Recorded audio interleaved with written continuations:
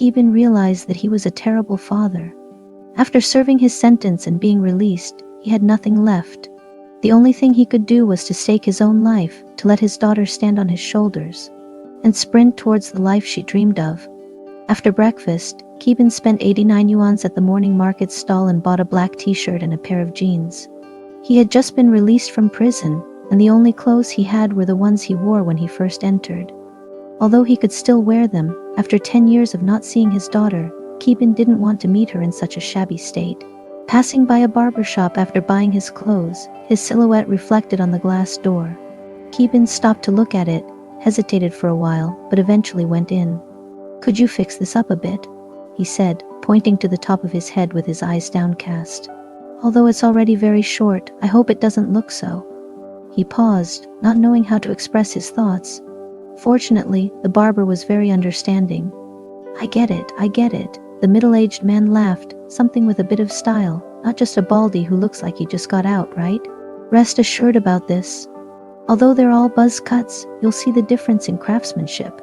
The barber placed Keebin in the chair. "But where did you get this cut? It's way too crude." "If you ask me, you shouldn't have paid him." "But he didn't pay, did he?" Keebin gave a bitter smile in his heart but did not respond. After the barber finished his hair, he went home to shower and shave, even cutting his nails clean. He examined himself in the mirror for quite some time before heading out. Following the address in his memory, he climbed up to the 3rd floor. Keebin took a deep breath and slowly exhaled, only then lifting his hand to gently knock 3 times on the brown security door. There was no response from inside. Keebin knocked again, and just as he was halfway through his knock, the door was suddenly pulled open. "Who are you looking for?" A man in his 40s, a head taller than him and somewhat overweight, looked Keebin up and down. Keebin was taken aback and regained his composure before cautiously asking, "Excuse me, is this the home of Wang Mei?" "Who are you, looking for Wang Mei?" "Who is looking for me?" Just then, a woman emerged from the kitchen. She was wearing an apron, her sleeves rolled up to her elbows. She was probably washing vegetables. Her hands were slightly red and water dripped from her fingertips. Wang Mei? Keebin was stunned for a moment. He could not recognize his ex-wife with whom he had lived for 9 years. In his memory, Wang Mei was pretty. Her skin was especially fair and delicate, and she always spoke in a soft and weak voice. Therefore, no matter how hard it was to earn money back then, Keebin never let her do the hard work. But now, Wang Mei wasn't much different from any other ordinary hard-working woman. Thinking of this, Keebin pursed his lips. A wave of self-blame and guilt welled up, making him extremely uncomfortable. At the same time, Wang Mei recognized him. "You've been released?"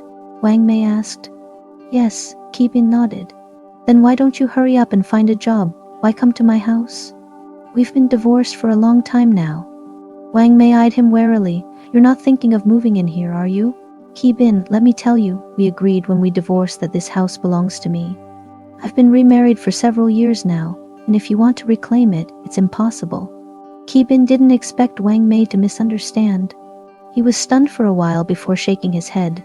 "No, I've rented a house. I have a place to live. Even if I didn't, what I promised to give to you is yours.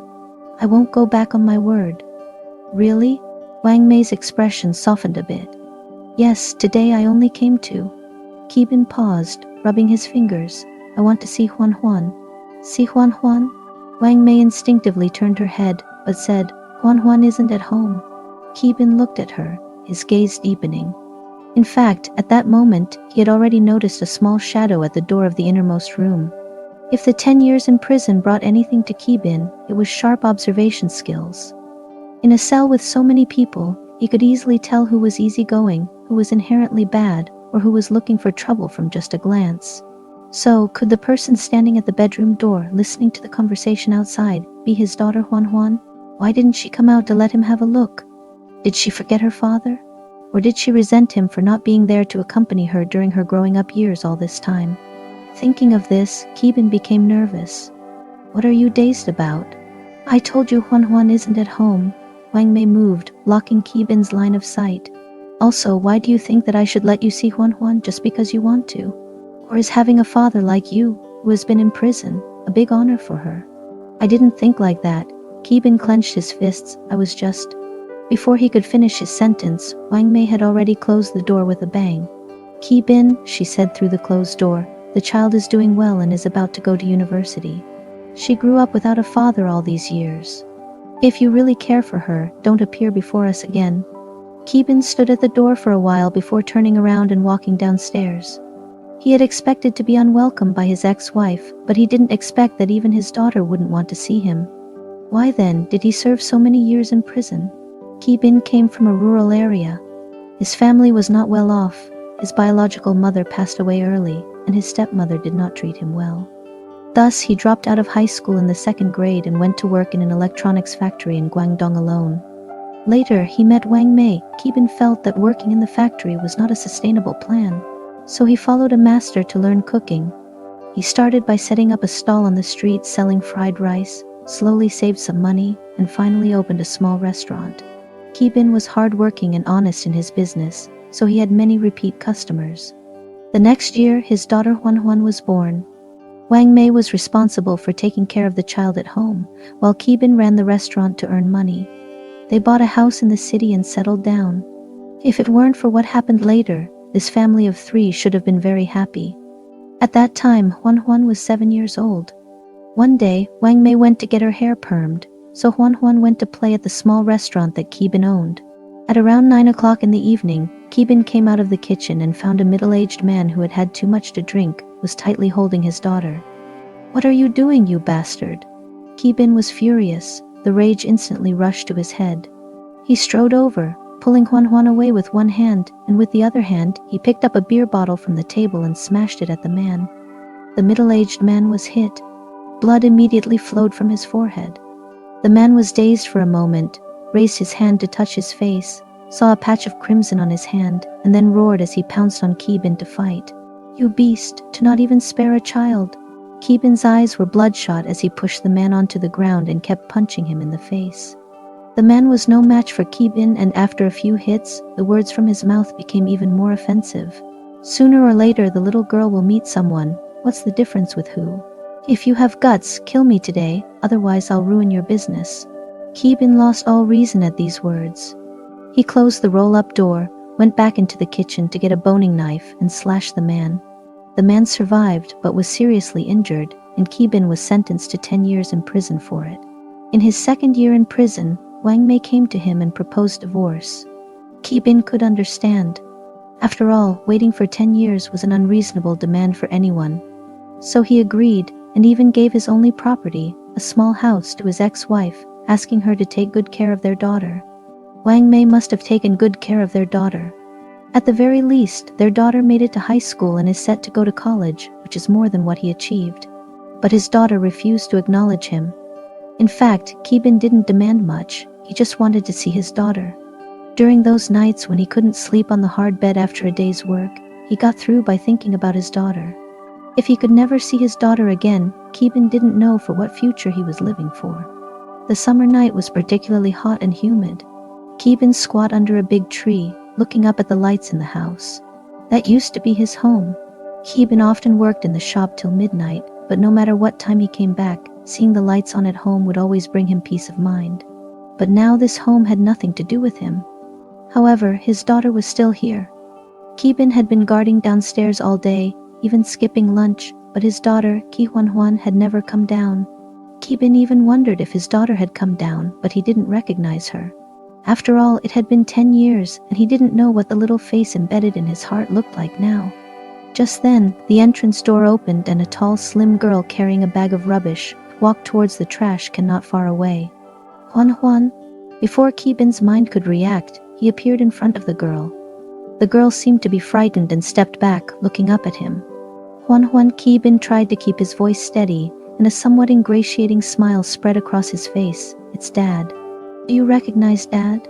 "Dad?" Ki Huan hesitated for a moment, her lips slightly parted, her eyes a little red.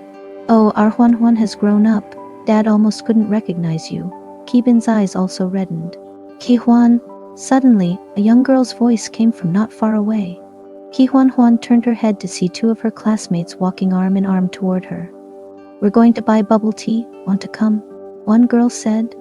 The other one frowned at Ki Bin. her gaze landing on his excessively short hair, and lowered her voice. Ki Huan, is this man a relative of yours? I've never seen him before. Is it because they think he doesn't look like a good person? Ki Bin's fingers tucked in his trouser pocket unconsciously pinched the lining of his trouser pockets, feeling somewhat at a loss. At the same time, Ki Huan took a step back. No, her gaze evasive, he's asking for directions. As she said this, Ki Huan didn't look at Ki Bin but pointed to a nearby building. That is Building 5, you can just take this path and turn left at the end. Okay, thank you. Ki Bin bowed his head, his tall figure seeming to shrink instantly. Well, let's go. Ki Huan's classmate pulled her away, shooting a wary glance at Ki Bin. It was not until their figures had completely disappeared that Ki Bin rubbed his face and let out a long sigh. 10 years without seeing each other, his daughter was no longer the little girl who used to snuggle up to his neck and act affectionately. But at the end of the day, it was not the child's fault. It was his as a father. Ki Bin really wanted to make up for it. But given his current situation, what could he do for his daughter? Perhaps Wang Mei was right, he should at least find a job first. He should be self-reliant and even try to save some money. In the future, whether his daughter leaves home for work or finds a partner and gets married, having money would give them confidence, and they wouldn't have to live at the mercy of others. As Ki Bin walked and thought, when he passed the main gate, he saw a security guard sitting in the guard room who was several years older than him and suddenly stopped. Mr. Ki Bin handed the security guard a cigarette. Are you guys still hiring? I just lost my job and am looking for work. You want to be a security guard? The old security guard took a puff of his cigarette and looked at him. We are hiring, but the pay isn't much. That's okay, Ki Bin nodded. I don't have a family or a job. I just need to have something to eat. All right, the old security guard agreed readily. Come over during the day tomorrow. I'll take you to meet the leader. If he gives the go-ahead, you can start working. At first, Ki Bin was quite worried. After all, he had just been released from prison and was afraid of being looked down upon. Fortunately, this residential community was not a high-end one. The security team leader saw that he was over 1.8 meters tall, had a firm body, and looked decent. After asking a few casual questions, he issued him a uniform. Ki Bin felt relieved. Working as a security guard in the community provided him with food and lodging, so he could save his entire salary. He could also see his daughter frequently, and if anyone bullied her, he could protect her. Afterwards, Ki Bin indeed saw Ki Huan several times. However, due to the events of that night, he was afraid of embarrassing his daughter and did not dare to approach her. It wasn't until one day, just as he was about to change shifts, that he received a complaint from a resident saying that there was a lot of noise upstairs, and as she was in her confinement period, her baby was frightened, asking him to go up and have a look. Upon hearing the apartment number, Ki Bin became anxious. Could it be that Wang Mei's men was hitting her? Or was Huan being bullied? He rushed out of the guard booth and ran over swiftly. He could hear the quarrel even before he reached the doorstep. If you can afford to support her, then you should do it. I don't have the money. Besides, that child is not my seed. Asking for 50,000 as soon as she opens her mouth, she really takes me for a fool. The short, fat man's voice was rough, slapping the table as he spoke. Zhao, don't speak so rudely. Wang Mei fought back, raising her voice. How did you promise when you wanted to marry me? You said you would support Huan and me in the future. So, a few years later you want to go back on your word. I tell you, no way. No way? The short, fat man snorted with a cold laugh. Even if I don't have money, what can you do to me? Worst case scenario, we get a divorce. Don't think I don't know. Your ex-husband who was in prison has come out. He's good looking and you must be dying to hook up with him again. What nonsense are you talking? Wang Mei lunged at him. Nonsense. All right, don't ask me for money. Ask whoever is her biological father. Surprisingly, the short fat man didn't fight back. He just dodged and kept shouting angrily. Wang Mei. Ki Bin stepped into the room, standing between the two of them. What happened to Huan? How much money is needed? Well, isn't this the real father coming just in time? The short fat man pointed at Ki Bin. What are you doing here? Wang Mei furrowed her brows at him. What does my family matter have to do with you? Why are you interfering? There was a complaint from downstairs. Ki Bin casually closed the door, chin pointing at the short fat man. You can argue all you want, but don't slam the table and the stools. There's woman downstairs in confinement. If she gets scared, how are you going to compensate her? Although in front of his ex-wife and daughter, Ki Bin always seemed shorter, but as a man who has seen things, when he gets serious, he can still be quite intimidating. The short, fat man was taken aback, his face somewhat embarrassed. Oh, okay. What happened to Huan Huan? Keebin turned his head and asked Wang Mei again. Can you help if something happened to her? Wang Mei huffed. She got into an academy of arts to study performance. The girl has always liked these things, but this jerk won't let her go. Saying this, she glared at the short, fat man.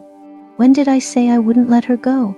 The short, fat man was irritated by these words. All these years, did I shortchange Huan Huan in what she ate or what she drank? But that school costs more than 40,000 per year just for tuition, and with living expenses, it would be at least 50,000. He vigorously shook his hand, showing 4 fingers. For years, that's 200,000, isn't it? Where can I, a repairman, get this 200,000 from? Besides, my own son is just in the first year of high school. Even if he is with his mother, he's still my son. Shouldn't I save some money for him? You're always thinking about your son? Who said about keeping things balanced? The two start to argue again. She can study. Keebin's gaze moved across the short, fat man's face and landed on Wang Mei's face. There's one thing he's right about. I am Huan Huan's biological father, and it's me who should come up with the money. You? Wang Mei almost laughed in disbelief. Keebin, is this the time to be stubborn? You should at least take care of yourself first. Hey, you look, you only know to care about him, but when it comes to me, that's as it should be. The short, fat man immediately started clamoring. Enough. Keebin's voice was deep. I owe Huan Huan for all these years. Let her prepare for college with peace of mind, and I'll put the money in her card before school starts. After he spoke, he patted the short, fat man's shoulder and left a sentence behind. Stop thinking, the wife is yours, the house is also yours, live a good life. Upon leaving the residential door, Keebin looked up at the early rising stars in the sky and took a deep breath. He changed out of his uniform, took 2 bus rides to a residential area at the other end of the city. That was the home of Keebin's biological brother, Ki-jun. When Keebin had just settled in this city, his brother and sister-in-law came over with their nephew. They opened a fruit shop, and the money for renting a house and decorating the shop was all provided by Keebin. So Keebin was surprised that his sister-in-law refused to loan him the money as soon as he proposed it. Well, he pursed his lips. If there is not 50,000, 3 or 4,000 will also work. I will figure out a way to get the rest. We don't even have 3 or 4,000. His sister-in-law's face was cold as she counted on her fingers. You have been in there for 10 years, and your brother has been saving 100 yuan for you every month without fail. You calculate how much that is. Now you open your mouth and you want tens of thousands.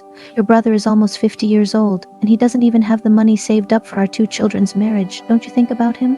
Sister-in-law, I'm not asking for it. I want to borrow, Keebin explained. Borrow? His sister-in-law sneered. Keebin, you're a labor reform prisoner. You can't even find a decent job. What can you repay with if you borrow? I might as well throw stones in the water and at least I can hear a sound. If I lend you this money, I won't even hear a sound. This comment was rather hurtful. Keebin wanted to say, if that's the case, then return the money I gave you back then. That was 20,000 from 10 years ago. But he glanced at his brother. The man was sitting in a corner of the sofa with his head down, his hands tightly clutching the fabric of his trousers. The wrinkles on his face were deep. Even his graying hair was messy and disheveled. He looked pathetic and pitiful. Forget it, they were still brothers after all. Keebin sighed, slowly stood up. Sister-in-law, then I won't bother you anymore. You guys go ahead with your things, I'm leaving. After speaking, he went to the door to change shoes. Bin, his brother Ki-jun followed him. Have you not eaten dinner yet? I can ask your sister-in-law to cook some dumplings. No need, brother. Keebin swept a glance at the 2 nephews' rooms, the door of which had not been opened since his arrival. I need to catch the bus. I will come to see you when I have time. Ki-jun didn't say anything else after all. Keebin walked down the stairs and out of the old residential area. The small stallholders around were starting to pack up one by one. His reflection cast on the dirty and broken stone road made him appear even more desperate and lonely. When you were young, did you ever think you would end up like this? Keebin gave a bitter smile. He was the class monitor when he was in junior high school, and the teachers said that this child was kind and diligent, so he wouldn't be wrong. But the reality was that he had no money or home, and even his own family looked down on him. How did he end up here today? Just at this moment, his phone rang. A call came in from a strange number. Keeban picked it up, and there was silence for a while, with only faint breathing sounds coming from the other end of the line. Huan? Keeban suddenly realized something. Is it you? Dad, the girl spoke. Dad is here. Keeban's voice suddenly became a bit hoarse. I heard that you got into the Academy of Arts. Congratulations to you. Dad is happy for you. Dad, Huan seemed to hesitate for a moment. My mom told me that you are going to pay my tuition. How could you possibly afford to pay my tuition now? Please don't do anything illegal for this. Don't worry, Huan, Dad won't. Keeban couldn't help but smile. The life that just now seemed dismal and hopeless suddenly seemed to ignite a glimmer of hope. Really, Dad, Huan seemed a bit anxious. I will figure out a way to pay for my tuition. I have already found a part-time job in a supermarket. Huan, Keeban interrupted her, staring at a small advertisement posted on a telephone pole next to him. He slowly said, You are still young. It's Dad's responsibility to pay for your education. You just need to study well. For all these years, Dad owes you an apology. Now just give your dad a chance to make it up to you, okay? Dad, Huan was silent for a while. When she spoke again, there was a sob in her voice. You didn't fail me. If it wasn't for me back then, you wouldn't have. That night, I'm sorry. Don't see it like that. Protecting you is what your dad should do. The fact that caused such consequences was due to Dad's impulsiveness. It has nothing to do with you. Saying this, Keeban smiled. Considering Dad's situation now, the fact that you are afraid to let others know is understandable. Dad won't blame you. She began to sob softly from the other end. Don't cry, Huan. Keeban felt a pang of heartache, soothing her quietly. With your words, Dad has strength. Don't worry. School starts in a little over a month. You just wait at home. Dad will definitely have your tuition ready. After hanging up the phone, Keeban dialed the number on the small advertisement on the telephone pole. The next day, someone took him to the hospital and spent more than $1,000 on a full-body examination. Do you keep your word? One kidney really goes for $200,000? As he walked out of the hospital, Keeban pulled aside the short man next to him, feeling unsure. Lower your voice. The short man glanced around, frowned and glared at him. I paid for the examination fee. Do you think it's a scam? Keeban sighed in relief. With this $200,000, his Huan's tuition fees for his 4 years at university would be fully covered. She could focus on her studies and pursue the life of her dreams. She wouldn't have to be like him. In the following several days, Keeban's mood was bright. Having heard that he had found a way to raise the tuition fee, Wang Mei's attitude towards him had noticeably improved. Even when he bumped into Huan's stepfather in the residential area, the man offered him a cigarette and chatted with him about some things from Huan's childhood. Everything was moving in a good direction, until the results of his checkup came back from the hospital, and there was something on his right kidney. Something? What kind of something? Keeban sat across from the doctor, looking at the film that was black and white, his face blank. Based on the film, it should be a tumor, the doctor said. Keeban seemed a little surprised, but I've always been very healthy and I didn't feel any discomfort. That's because it was detected early and there are no significant symptoms yet. The doctor turned to him. Most kidney tumors are malignant, and it's very fortunate to discover it at this stage. So I recommend you to be hospitalized as soon as possible. If the pathology result comes out worst case, we will immediately perform surgery to remove it. Remove it? Keeban suddenly thought of what he was concerned about. So after the tumor is removed, will this kidney still be functional? Can it still be donated to someone else? Donate a kidney? Are you joking? The doctor got anxious. If it's malignant, this right kidney of yours can't be saved.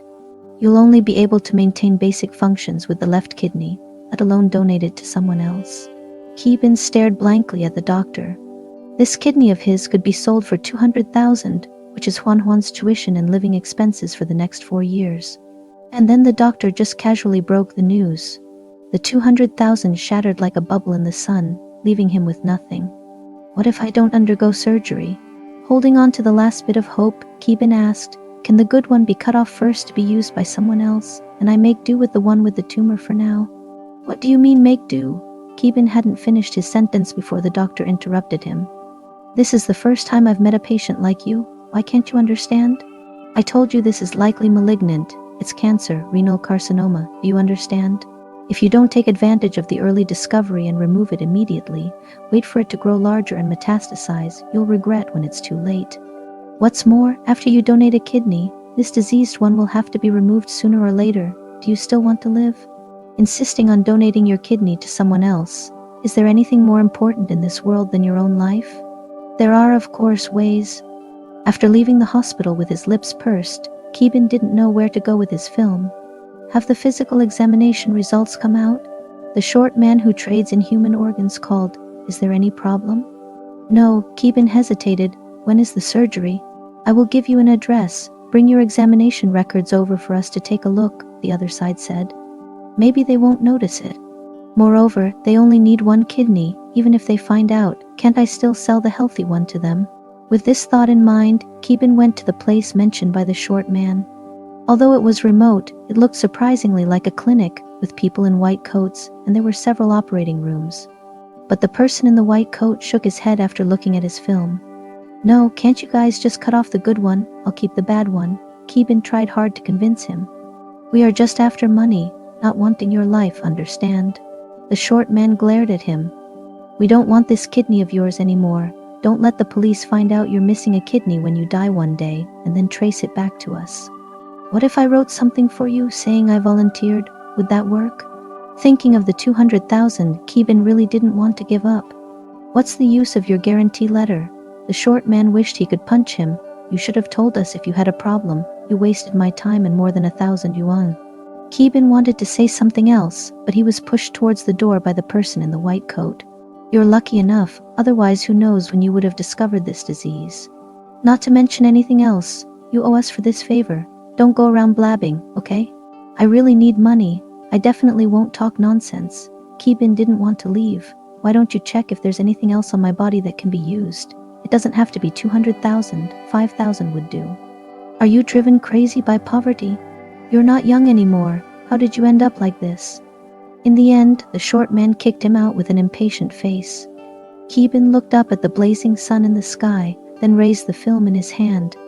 Why did I develop a tumor at this time? Moreover, why on the kidney of all places? He sighed. There is less than a month left. How can I manage to get 50,000 yuan? If I can't get it, what will my Huan do? It's said that money is the courage of poor people, but Keeban is now lacking that courage. He doesn't even have the guts to face Wang Mei directly, and feels guiltier when talking to Huan. Having spent 10 years in prison, his old friends have long scattered. As for those he was close to in prison, it's not easy for people like them to make a living, so Keeban can't open his mouth to ask for help.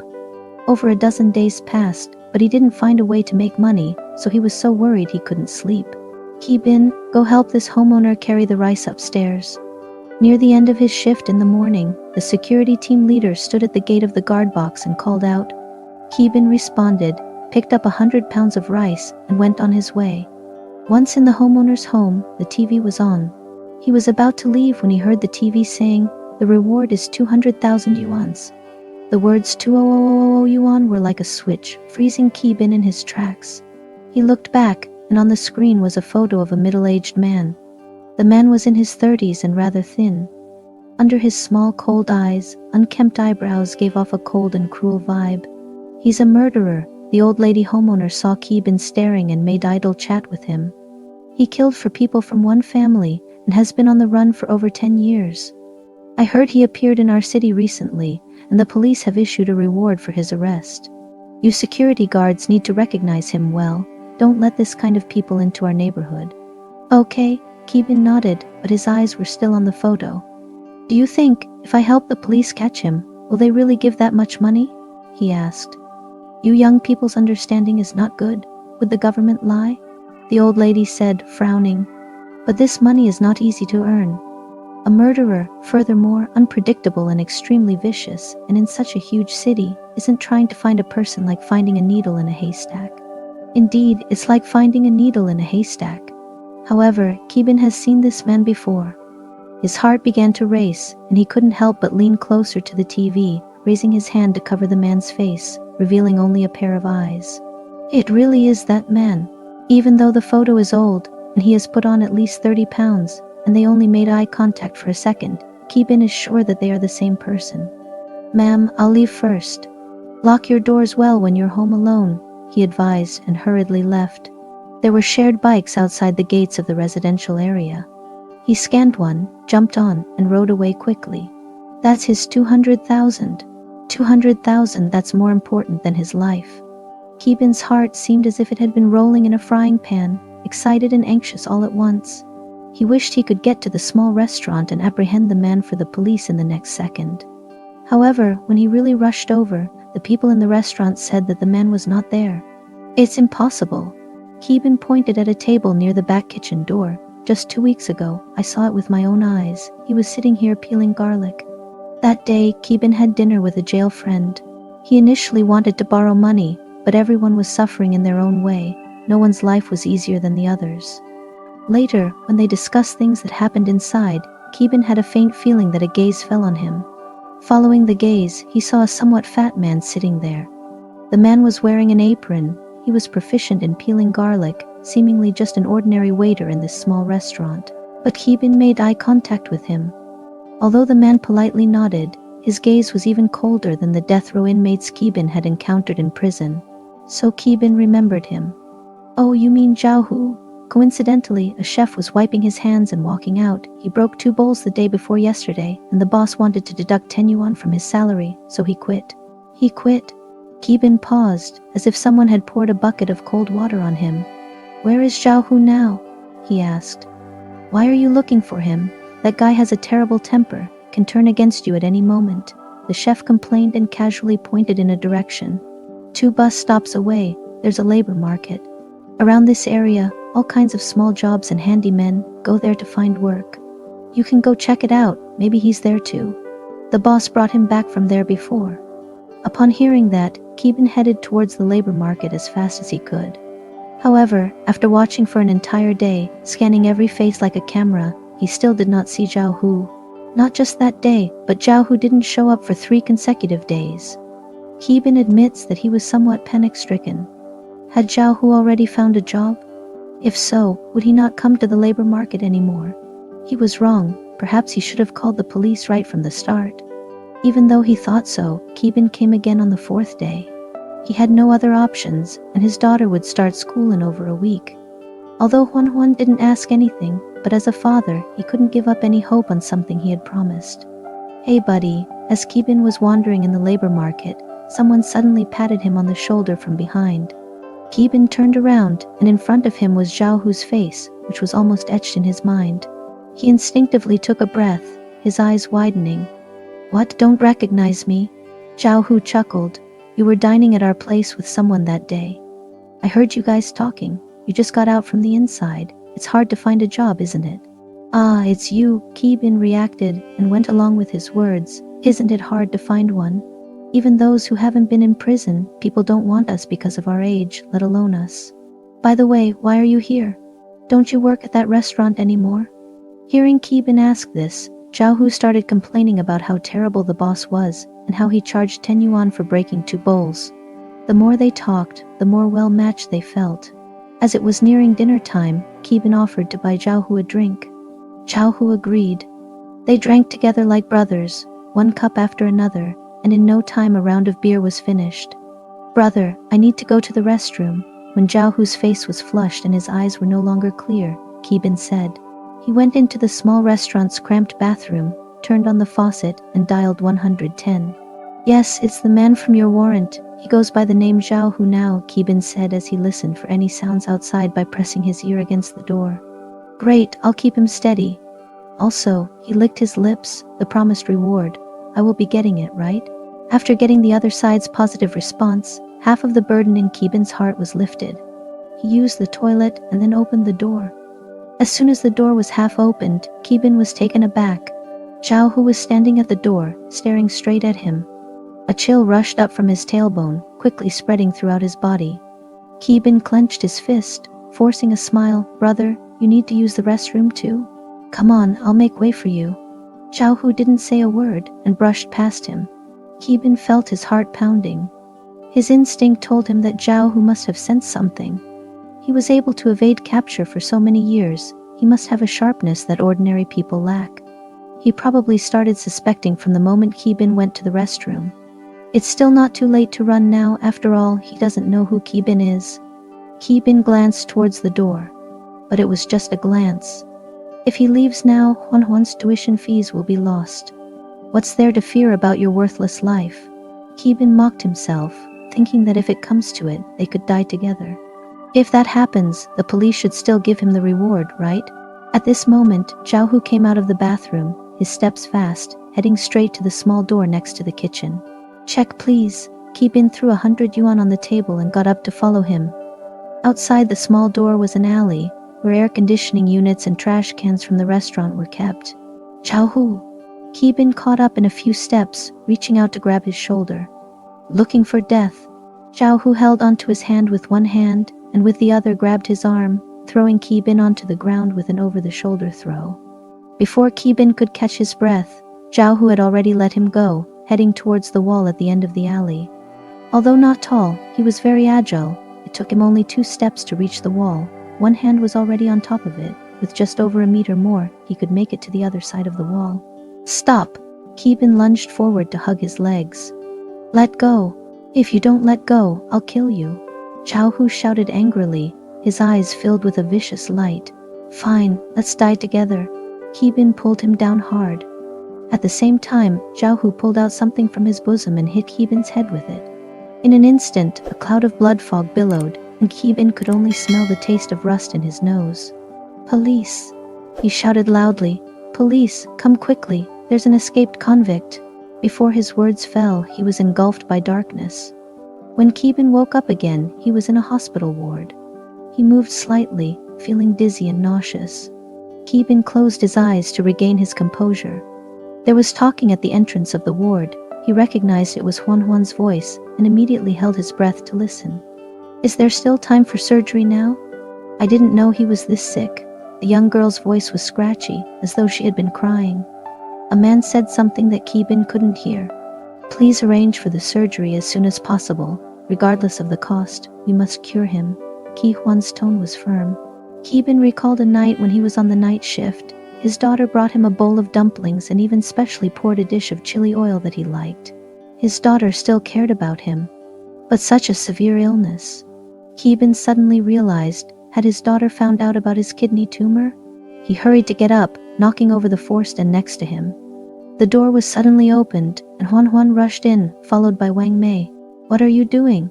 Your head is almost cracked open. You should lay still. Wang Mei shouted angrily. Dad, you stay still. Lie down quickly. Huan was also anxious to support him.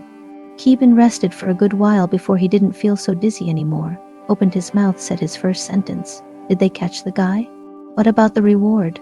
Dad, look at what you're saying. It's such a dangerous thing. Most people avoid it at all costs, but you went straight into it. Huan glared at him. Her eyes were red and her expression was like looking at an unruly child. So they caught him? Keeban looked at her expectantly. Yes, he was caught. The police said they're going to apply for your reward, Wang Mei said as she poured him a cup of water, but all of this is not important. Your surgery needs to be done first. The doctor said it can't be postponed. There's no need to spend that money. It was prepared as Huan's tuition fees, Keeban replied. Dad. Before Wang Mei could say anything, Huan stomped her foot. You are my dad. If I don't get you treatment for my own education, am I even human? Anyway, I've already told the doctor. They've started organizing it already. You can't refuse treatment now. Wang Mei, Keeban couldn't persuade his daughter, so he turned to his ex-wife. Can you persuade her? If all the money is spent, what to do when we can't pay the tuition fees? It's okay. Wang Mei looked at him and sighed. If I knew you were thinking this way, I wouldn't have agreed in the first place. You focus on your treatment. I've talked to the doctor. It won't cost that much. It's enough to pay the tuition for the first year. She can work part-time to pay for the rest in the future. Besides, as long as the person is fine, we can slowly earn the money back. While they were talking, Huan's stepfather came in with a thermos lunchbox. Let's eat. He put the lunchbox heavily on the bedside table, gave Keeban a stare. Thankfully you didn't die. Look how you've made the child cry. Who cried? I didn't, Huan denied, blushing. However, Keeban laughed. He wasn't a good father. Because of impulsive behavior, he missed his daughter's growth. But at least now his daughter is willing to give him a chance to be a good father. That's enough. In life, one should be content.